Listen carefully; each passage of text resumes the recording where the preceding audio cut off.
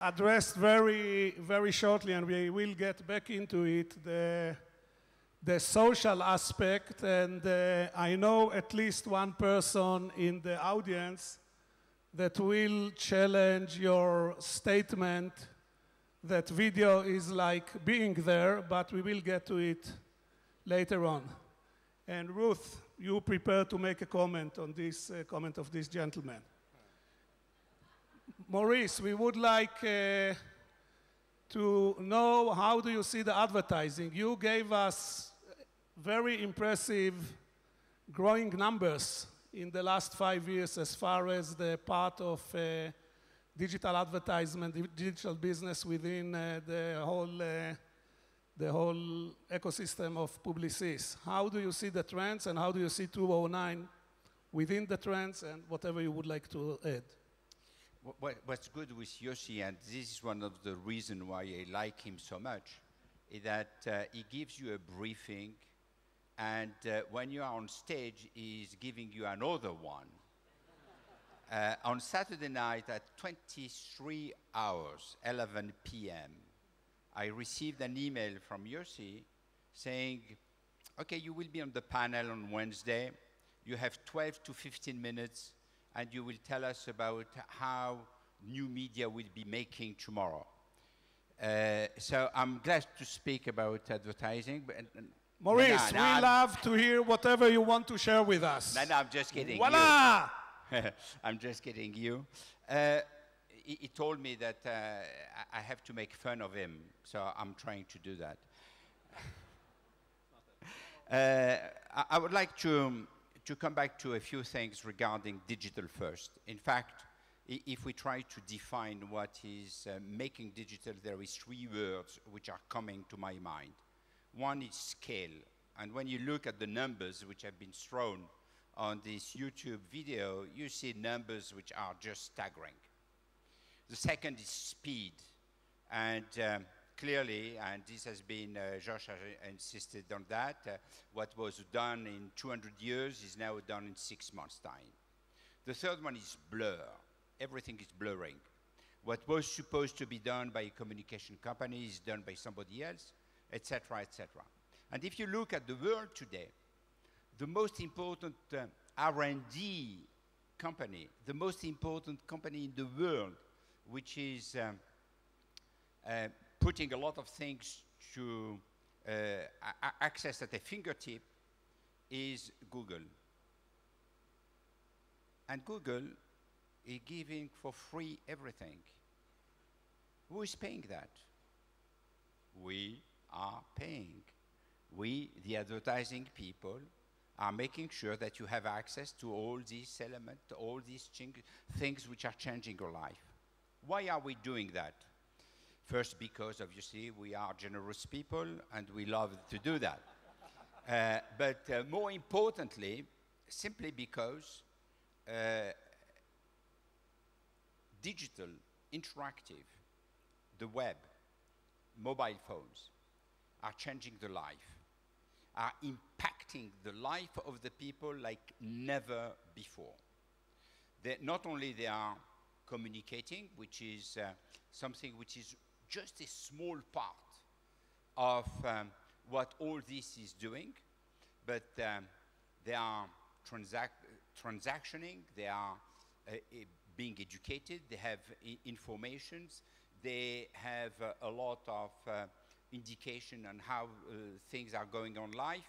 They can acquire or buy a trip, a stock, a book, anything else.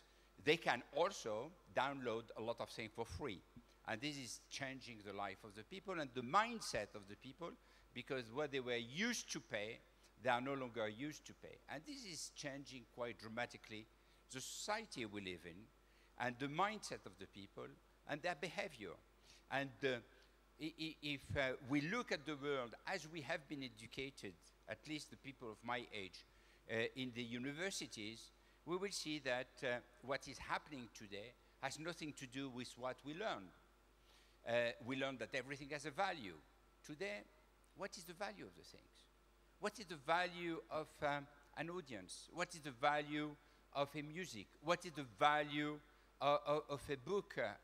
You can get it for a price, and 5 minutes after, the price has gone down quite dramatically.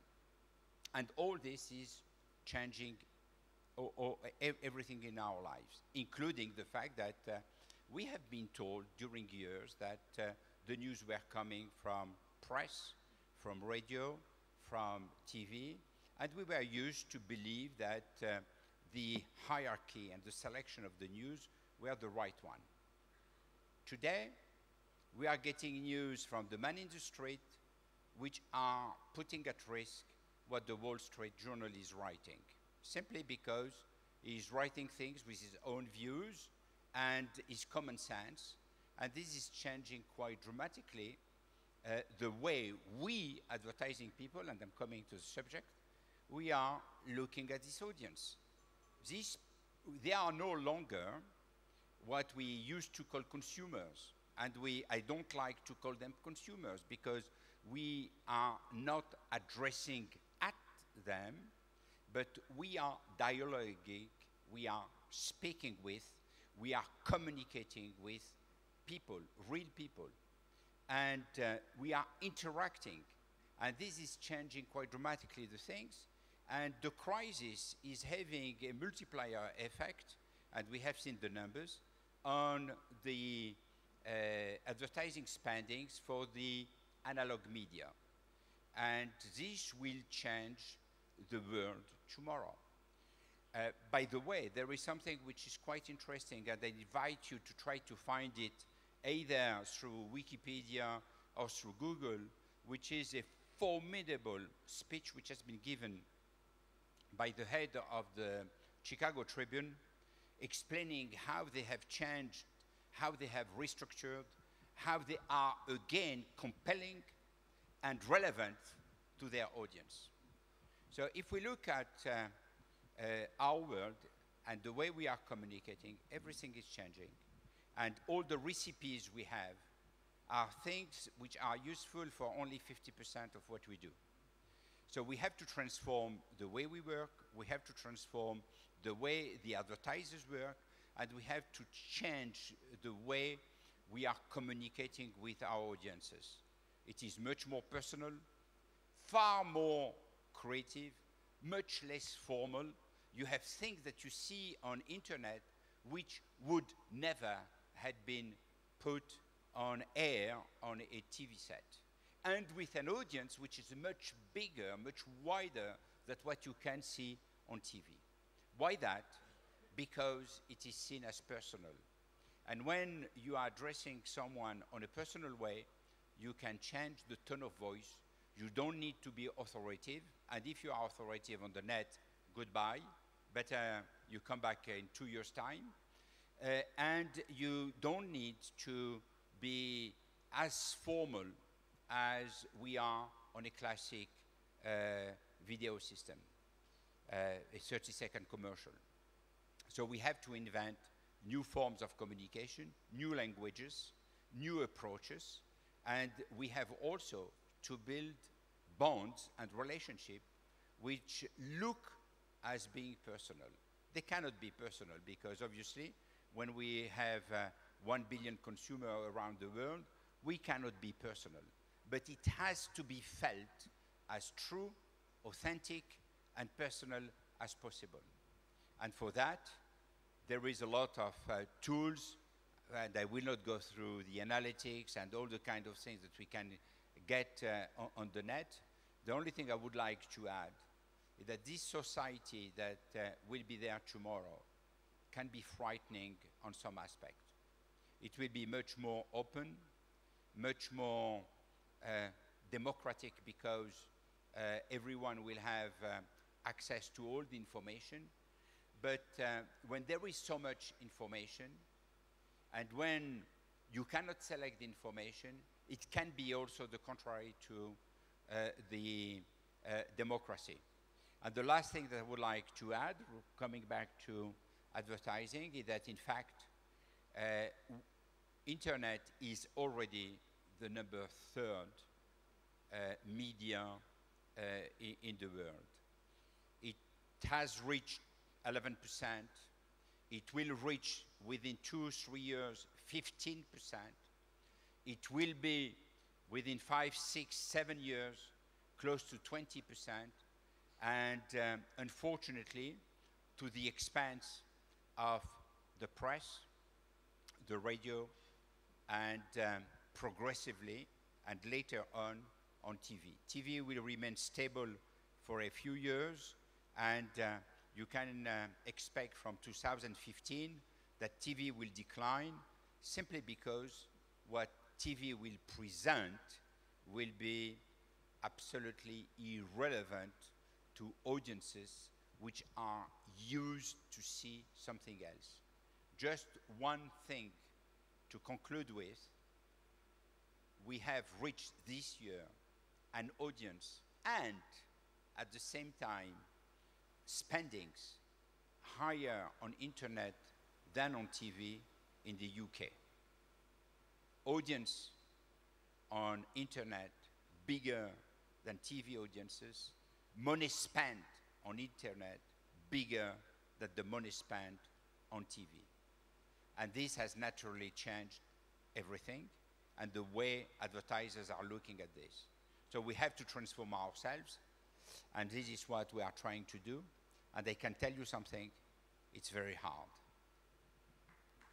Thank you very much, Maurice. Max, again, 2 questions. One is your view of the future from your vantage point. Number 2, we saw assembly of slides. And the internet is doing something that on one hand you can have